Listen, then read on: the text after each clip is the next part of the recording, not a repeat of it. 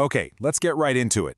For years, one of the biggest questions in the world has been hanging in the air. But what if the clues to the answer aren't in some secret diplomatic meeting? What if they're hiding in plain sight, visible only from space? We're going to piece together a puzzle of incredible scale, from really strange new ships to mysterious constructions out in the middle of the desert. And this is the central question, right? It's a strategic nightmare that's kept military planners up at night for decades. An island is a natural fortress. You're surrounded by this giant moat. So if you're a nation that has this overwhelming land army, how do you actually get that power across the water to take an island that's heavily defended? It's a monumental challenge. And this is where our investigation really kicks off. In early 2025, a satellite is passing over Guangzhou, this massive Chinese city, and it captures something weird, something unusual in a dry dock. It was a strange-looking ship. And then, just a few months later, this ship and two others just like it were spotted off the coast, practicing some very specific, very interesting moves. And this was the first piece of a much bigger picture. So our first key piece of evidence is these odd-looking vessels. Now, they don't look like your typical warship, not at all, but they might just be one of the most critical parts of any modern invasion. So what exactly are they, and what massive problem were they designed to solve? You know, every single amphibious invasion in history has run into this exact same problem. You can storm a beach, sure, but that's just the very beginning. To keep your army going, to get tanks, fuel, ammo, food ashore, you have to have a working port. But let's be real, no country is just going to hand over its ports. They're going to be sabotaged, they're going to be mined, they're going to be completely destroyed. This forces an invading army to waste precious weeks, maybe even months, trying to fix them, all while their soldiers on the front line are running out of everything. So this isn't a new problem. You can see the parallel here, going all the way back to World War II. For the D-Day landings, the Allies knew the French ports would be useless, so their solution was just genius. They brought their own harbors with them. They literally towed these massive, pre-made concrete harbors, called mulberry harbors, across the English Channel. Well, China has clearly studied that playbook, but they've given it a 21st century upgrade, with something new and maybe even more flexible, a portable instant pier. And the mechanics of this thing are brilliant in how simple they are. It's a system of 3 specialized barges. They line themselves up, one behind the other, stretching from the sea to the shore. Then, kind of like an oil rig, they drop these huge retractable legs that anchor them right to the seabed, which makes them incredibly stable. Once they're locked in, powerful telescoping bridges shoot out, connecting them all, and creating this solid 825-meter-long causeway. Then large civilian ferries, the roll-on, roll-off kind that are also built for military use, can just dock at the very end and start unloading heavy equipment right onto the beach. The result is just staggering speed. Experts think this system can unload an entire heavy military battalion. We're talking about 150 vehicles, including heavy battle tanks, in less than an hour. But it also solves a huge problem for any invasion of Taiwan. See, Taiwan only has about 14 beaches that are good for a landing, and you can bet they're all heavily defended. These barges can actually extend over things like reefs and other coastal obstacles, potentially increasing the number of places you can land by 40%. So it's a logistics tool, yeah, but it's also psychological. It's designed to make the defenders feel like an attack could come from literally anywhere. But landing troops and supplies is only one part of this whole equation. The biggest threat to an invasion wouldn't necessarily be the defenders on the island itself. It would be a powerful outside force, like, say, the United States Navy, coming in to intervene. And well, it turns out, China's been practicing for that exact scenario too.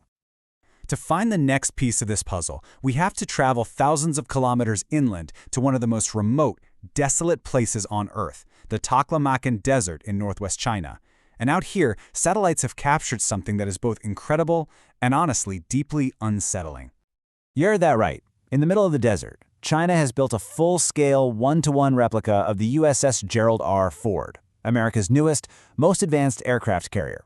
The mock-up is super detailed, right down to the command tower on the deck and even the 4 catapult tracks they use to launch jets. It's just a giant target painted on the desert floor. And it's not just the one ship. The whole area is like a bizarre practice range. Satellites have found multiple mock-ups of Arleigh Burke-class destroyers. Those are the main warships that protect a U.S. carrier, as if they're practicing against an entire naval group. Elsewhere, there's a full-scale replica of the presidential district in Taipei.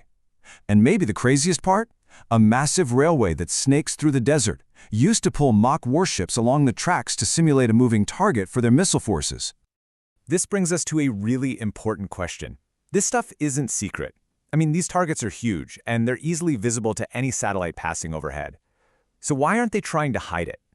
Well, the answer is, they want it to be seen. This isn't just about testing weapons. This is strategic messaging on a global scale.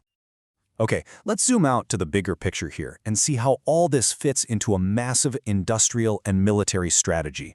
These individual things, the barges, the desert targets, they're just symptoms of something much, much larger. What is arguably the biggest and fastest military buildup in all of human history. The sheer scale of this it's just mind-boggling. And it's maybe the single most important factor in this entire story. The number you're seeing here is not a typo. China has 230 times the shipbuilding capacity of the United States. That industrial power lets them build a navy and any other ship they could possibly need at a speed the rest of the world just can't even dream of matching. It's a message of industrial inevitability. And they're using all that capacity to build very specific tools for very specific jobs. While their long-range missiles are made to target American ships on the surface, they know the biggest threat hiding under the waves is the U.S. nuclear submarine fleet. So they are just churning out ships like the new Type 054B, which is a purpose-built anti-submarine stealth frigate.